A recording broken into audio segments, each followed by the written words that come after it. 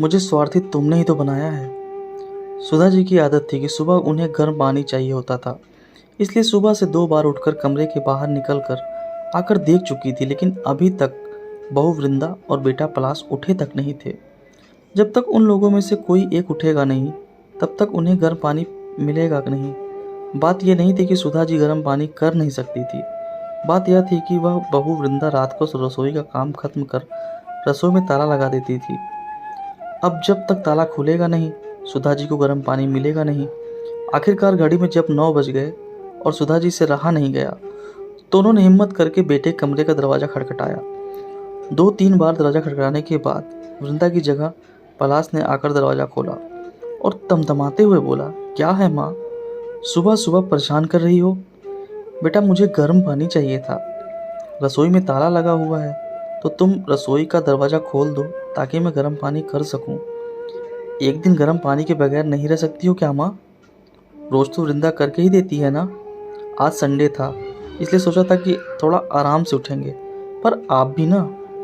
कहते कहते पलाश अंदर कमरे में गया और वृंदा को जगाया। वृंदा भी तिलतिलाते हुए उठी और चाबी लाकर सुधा जी के हाथ में रख दी। अब रसोई का दरवाज़ा आप ही खोल लीजिए। खुद के लिए गर्म पानी करो तो हमारे लिए भी चाय बना देना। जल्दी नींद खुलने से सिर दर्द होने लगा है मेरा। कभी कोई सास खुश हुई है क्या अपनी बहू को सोता देखकर? इन सास लोगों को बस चले तो बस बहू को मशीन बनाकर रख दें। वृंदा बड़बड़ाती हुई वापस जाकर पलंग पर लेट गई। आखिर सुधा जी ने जाकर रसोई का दरवाज़ा खोला, खुद के लिए भी पानी गर्म किया और बेटे बहू के लिए चाय बनाकर उन्हें देकर आई। गर्म पानी लेकर अपने कमरे में आई ही थी कि 5 साल का पोता मनु जाग उठा। जागते से ही बोला, दादी मेरा दूध? उसे देख सुधा जी मुस्कुराकर बोली, हाँ मेरे बच्चे, अभी लेकर आई। गर्म पानी वहीं रखकर पहले मनु के लिए दूध गर्म करने गई। अभी दूध गर्म कर ही रही थी कि इतने में पलाश की आवाज़ आई, माँ, ओ माँ, कहाँ हो तुम? क्या आप भी सुबह सुबह संभाल नहीं सकती इसे? पता है ना वृंदा के सिर में दर्द हो रहा है। कहते कहते पलाश भी रसोई में आ गया, साथ में मनु भी गोद में था। उसे देखते ही सुधा जी बोली, बेटा मैं तो दूध गर्म करके आई थी, मुझे नहीं पता ये कब तुम्हारे कमरे में चला गया। तो ध्यान रखना चाहिए था ना आपको, बस काम का बहाना चाहिए। मानता हूँ कि आप सास हो, पर बहू को भी तो इंसान समझो। वही है जो आपकी जिम्मेदारी निभा रही है, नहीं तो दूसरे बेटे बहू ने तो आपको रखने से ही मना कर दिया था। मनु को सुधा जी के पास छोड़कर ही पलाश वापस अपने कमरे में चला गया। सुधा जी देखती रह गई, आंखों में आंसू आ गए। मन ही मन सोचने लगी कि मैं कुछ ना करने पर भी बदनाम हो रही हूँ। ऐसी कौन सी जिम्मेदारी उठा ली इन लोगों ने, मेरी तो इतना सुना ही जाते हैं। ऐसा सोचकर अपने आंसू पोंछे और मनु और उसका दूध लेकर कमरे में आ गई। नाश्ते के समय पलाश ने वृंदा से कहा, तुम्हारी तबीयत ठीक नहीं है तो मैं माँ से कहकर नाश्ता बनवा लेता हूँ ताकि तुम आराम कर सको। रहने दो, उनसे कुछ मत कहना, मैं नाश्ता खुद ही बना लूँगी। अरे पर तुम्हारी तबीयत ठीक नहीं है। नहीं नहीं, मैं खुद ही नाश्ता बना लूँगी। उनका क्या भरोसा, कौन सा सामान उठाकर अपने दूसरे बेटे बहू को देकर आ जाए। अक्सर रसोई से सामान कम हो जाता है। मुझे तो पूरा यकीन है माँ जी ही सामान की हेराफेरी करती हैं और अपने उन बेटे बहू को देकर आ जाती हैं। और जाकर रसोई में नाश्ता तैयार करने लगी। वृंदा को रसोई में नाश्ता तैयार करते देखकर पलाश गुस्से में आकर सुधा जी से बोला, देख लो, ये सब आपके कारण है। उसकी तबीयत खराब है पर फिर भी नाश्ता तैयार कर रही है। आपकी इन्हीं हरकतों के कारण परेशान हो चुके हैं हम। पता नहीं भगवान भी हमें चैन से कब रहने देगा। सुधा जी उसकी बात सुनकर हैरान रह गईं। सुनकर अपने कमरे में चुपचाप शांतिपूर्वक बैठ गई। आंखों से झरझर आंसू बहे जा रहे थे। क्या इसी दिन के लिए इन बेटों को जन्म दिया था? जब शादी के 7 साल बाद मंदिर माथा टेकने के बाद 2 जुड़वा बेटे हुए तो कितने खुश हुए थे घर में सब लोग। यार दोस्त रिश्तेदार सब लोगों ने कितनी बधाइयाँ दी थी। सासू माँ तो बलैया ले लिया जा रही थी। अरे 2 बेटों की माँ बनी है, बुढ़ापे में बैठकर राज करेगी राज। कुछ साल बाद जब पति का देहांत हो गया, तब भी सुधा जी ने हिम्मत करके अपनी दोनों बेटे पलाश और सुहास को संभाला। कितनी परेशानी झेल कर भी इन लोगों को पढ़ाया लिखाया, इतना बड़ा किया, दोनों की शादी कराई। पर उसके बाद सब कुछ बदल गया। दोनों बहुओं की आपस में बनी नहीं, इस कारण बेटों में भी झगड़े होने लगे। आखिरकार दोनों बेटे अलग हो गए। सुधा जी के पति ने 2 मंजिला मकान बनवाया था।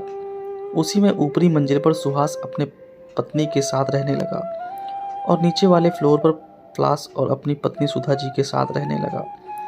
सुधा जी के रखने को लेकर भी दोनों भाइयों में बहस हुई थी। सुहास ने साफ मना कर दिया कि वो माँ को अपने पास नहीं रखेगा, तो पलाश को अपने पास सुधा जी को रखना पड़ा। सच कहें तो उस समय की बधाइयाँ आज कानों में चुभ रही थी।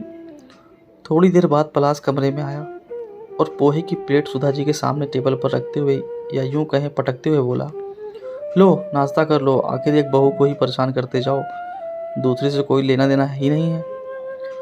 सुधा जी को पलाश की बात बहुत बुरी लग रही थी। उन्हें ऐसा लग रहा था जैसे पोहे की प्लेट उन्हें चिढ़ा रही हैं। ऐसा खाना भी किस काम का जो तिरस्कार करके दिया जाए। आखिर सुधा जी ने उस नाश्ते की प्लेट को हाथ में नहीं लगाया। आखिरकार सुधा जी ने काफ़ी सोचा और सोच समझकर वो एक निर्णय पर पहुंची। शाम को सुहास अपनी पत्नी के साथ बाहर कहीं घूमने जा रहा था। पलाश और वृंदा भी बाहर खड़े हुए थे कि तभी एक प्रॉपर्टी ब्रोकर अपने घर पर आया। उसे देखकर चारों बेटे बहू हैरान रह गए। उसने आते ही पूछा, क्या मैं सुधा जी से मिल सकता हूँ? आपको सुधा जी से क्या काम है? हमें बताइए, हम उनके बेटे हैं। पलाश ने कहा, जी मुझे सुधा जी ने फ़ोन करके बुलाया है।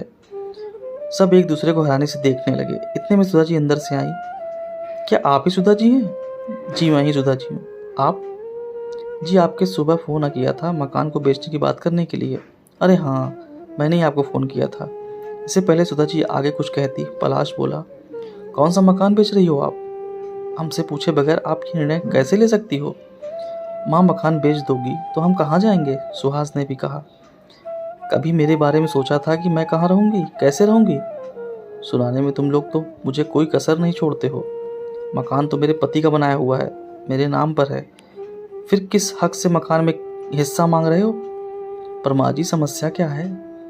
मकान को बेच दोगी तो आप उन पैसों की करोगी क्या? वृंदा ने कहा। सोच रही हूँ कि वापस गांव चली जाऊँ, जहाँ से ज़िंदगी की शुरुआत की थी वहीं जाकर अपनी ज़िंदगी के अंतिम दिन देखूँ। इसलिए मैं मकान बेचकर गांव में ही ज़मीन खरीद रही हूँ और वहीं रहूँगी। फिर हम लोग क्या? छोटी बहू ने कहा, मुझे नहीं पता, तुम लोगों के तो हाथ पैर चलते हैं और उससे भी तेज जबान चलती है। अपने आप कमाओ और अपनी प्रॉपर्टी बनाओ, बाकी मुझे नहीं पता। माँ तुम इतनी स्वार्थी कैसे हो सकती हो? पलाश और सुहास एक साथ बोले। माँ को महानता का चोला मत बहनाओ।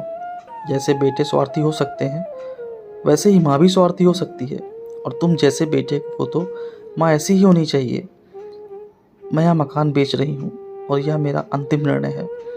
तुम लोग अपना बंदोबस्त देख लो। कहकर सुधा जी उस ब्रोकर को मकान दिखाने चल दी। 1 महीने बाद वो मकान बिक गया और सुधा जी गांव में एक मकान लेकर वहीं रहने लगी। फ्री टाइम वहाँ बच्चों को पढ़ाती थी और गांव के शांत वातावरण में अपनी ज़िंदगी जीती थी। दोस्तों उम्मीद करता हूँ भावुक और शिक्षाप्रद कहानी आपको कैसी लगी। उम्मीद करता हूँ पसंद आएगी। अगर पसंद है वीडियो को लाइक करें, शेयर करें और चैनल पर नए हो तो चैनल को सब्सक्राइब करना ना भूलें। धन्यवाद।